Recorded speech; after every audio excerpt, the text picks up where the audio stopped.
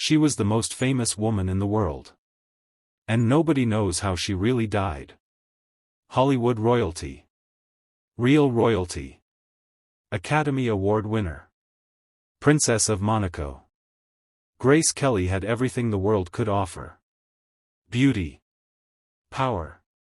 Fame. A palace. A prince. 3 children. And on a warm September morning in 1982, she got into a car, drove down a winding mountain road, and was never the same again. By the next day, she was dead. The official story was simple: a tragic accident. A stroke. A car that went over a cliff. But decades later, the questions surrounding Grace Kelly's death refused to go away. Why was no autopsy ever performed? Why did the palace lie to the public about her condition? Was someone in the car with her hiding something? And why did the mafia want Grace Kelly dead? If you want the truth behind one of history's greatest unsolved mysteries, you need to subscribe to Crime Vault right now. Hit that subscribe button so you never miss a case. Because this story goes deeper than you could ever imagine. This is the true and mysterious story of Grace Kelly, the princess who never came home. Welcome to Crime Vault. Grace Patricia Kelly was born on November 12, 1929 in Philadelphia, Pennsylvania. She was born into one of Philadelphia's most prominent families. Her father Jack Kelly was a self-made millionaire and Olympic gold medal winner. Her mother was a former model turned professor. Grace grew up surrounded by wealth and privilege. But she wanted something more. Against her family's wishes, she pursued acting. She moved to New York and enrolled in the American Academy of Dramatic Arts. She worked tirelessly, modeling on the side to pay her bills. And then Hollywood came calling. Her first major role was opposite Gary Cooper in High Noon in 1952.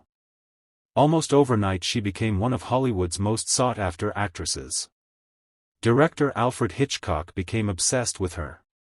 He cast her in 3 back-to-back films, Dial M for Murder, Rear Window, and To See. In 1954 Grace Kelly won the Academy Award for Best Actress for her role in The Country Girl. She was 24 years old. She was the biggest star in Hollywood. And she was about to walk away from all of it. In May 1955 Grace Kelly attended the Cannes Film Festival in France. There she was introduced to Prince Rainier III, the ruler of Monaco, a tiny but incredibly wealthy principality on the French Riviera. Their meeting was brief. But Rainier was immediately captivated. They exchanged letters. They grew closer. And in December 1955 Prince Rainier flew to Philadelphia and proposed to Grace Kelly in her family's living room. The entire world went into a frenzy. On April 18, 1956 Grace Kelly married Prince Rainier III in what was called the wedding of the century. Over 30 million people watched on television worldwide. Grace Kelly became Princess Grace of Monaco.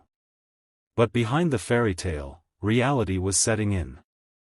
Life inside Monaco's royal palace was not the fairy tale the world imagined. Grace had given up her film career. She was expected to be a devoted princess, a mother and a public figure at all times. She struggled privately with the adjustment. Friends described her as lonely, isolated, trapped by the rigid expectations of royal life. By the early 1980s those closest to Grace said she seemed increasingly tired. Restless. As if something was weighing heavily on her mind. Whatever it was, she never got the chance to tell anyone. The morning of Monday, September 13, 1982 began like any other. Grace and her youngest daughter 17-year-old Princess Stephanie had been staying at the family's private country farmhouse at Roc Agel in the French Alps, just 12 miles from the palace in Monaco. Stephanie was due to start school in Paris in 2 days. They needed to return to the palace to catch their train. The family chauffeur brought their green Rover 3500 around to the front of the house. But there was a problem. Grace had brought an armful of dresses for the. And by the time everything was loaded into the back seat there was simply no room for the chauffeur. The chauffeur offered to make 2 trips. Grace refused. She said she would drive. This was unusual. Grace Kelly hated driving. After a minor car accident in Monaco in the 1970s, she had famously sworn never to drive again. But that morning, she insisted. At around 9:30 a.m. Grace Kelly climbed behind the wheel. Her daughter Stephanie sat beside her in the passenger seat. They began the winding descent down the mountain toward Monaco. They never arrived. The road from Rock-Agel to Monaco is one of the most treacherous roads in the region. It twists and hairpins down a steep mountainside with sheer drops on one side and rock faces on the other. A truck driver following Grace's car later described what he saw. He watched the Green Rover begin to swerve erratically across the narrow road. He honked his horn. The car seemed to briefly come back under control. Then it accelerated. Instead of slowing down for the hairpin bend ahead, the car picked up speed. It shot through the barrier at the edge of the road. The Rover tumbled 120 feet down the cliff face, crashing through trees before coming to rest in a flower garden on the hillside below. Stephanie managed to crawl out of the wreckage. Grace was found unconscious behind the wheel. She was alive. But barely. This is where Grace Kelly's story takes a deeply troubling turn. By the time Grace arrived at the hospital that morning, she was already unconscious. Doctors gave her 0 chance of recovery. Yet the Monaco Palace issued an official statement to the press saying Grace was in stable condition with only a few broken bones and minor injuries. The public breathed a sigh of relief. The truth was something far more devastating. Grace Kelly had suffered not 1, but 2 massive brain hemorrhages. The first had occurred before the crash. The second happened on impact. She was in a coma. And there was another problem. The hospital in Monaco was not equipped with a proper brain scanner. For hours, critical irreplaceable hours, Grace lay without the diagnostic care she desperately needed. By the time she was finally scanned, it was too late. The damage was catastrophic and irreversible. As Grace lay dying, questions began to surface that have never been fully answered. The first question: who was really driving? Princess Stephanie was 17 years old and did not have a driving license. Several witnesses claimed the car appeared to be driven erratically, in a way that suggested confusion or panic. Stephanie later said she tried to pull the handbrake to stop the car but could not reach it. The palace initially suggested brake failure as the cause of the crash. But when Rover sent engineers from Britain to inspect the wreckage, they found absolutely no evidence of brake failure. The palace was forced to publicly retract that claim. The second question: why was there no autopsy? In a death of this significance, a reigning princess killed in suspicious circumstances, an autopsy would normally be mandatory. No autopsy was ever performed on Grace Kelly.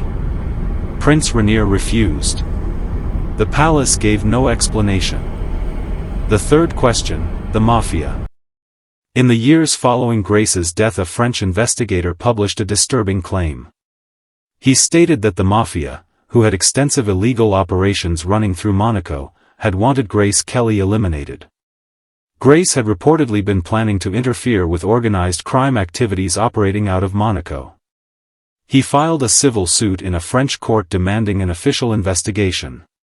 It was rejected. Prince Rainier never responded to the allegations. And in 1993, just over a decade after Grace's death, an official French government report publicly described Monaco as a mafia haven. On September 14, 1982, the day after the crash, Prince Rainier and his children gathered at Grace's bedside. They were told there was no hope. At 6 p.m. that evening they made the devastating decision to remove Grace Kelly from life support. She passed away minutes later. She was 52 years old. The news sent shockwaves around the world. On September 18, 1982, the funeral of Princess Grace was attended by Princess Diana, U.S. First Lady Nancy Reagan, and heads of state from across the globe. Over 100 million people watched on television. Prince Rainier wept openly throughout the ceremony. He never remarried. He wore his wedding ring until the day he died in 2005. The official version of Grace Kelly's death is that she suffered a stroke while driving, lost control of the car and died from the resulting brain injuries. But the questions never went away. Why did the palace lie about her condition? Why was no autopsy performed? Why did the car show no signs of braking? And what was Grace Kelly's real connection to organized crime investigations in Monaco? 3 months before she died, in what turned out to be her final interview, Grace Kelly was asked how she wanted to be remembered. She paused. And then she said quietly, "I would like to be remembered as trying to do my job well, and being understanding and kind." The world remembered her as all of that, and more. But the full truth of what happened on that mountain road in Monaco on September 13, 1982, may never be known. If this mystery left you with chills, subscribe to Crime Vault right now. Every week we unlock a brand new case. Serial killers. Unsolved mysteries. Shocking confessions. Hidden truths. Subscribe to Crime Vault, where some secrets never stay buried. Locked with key.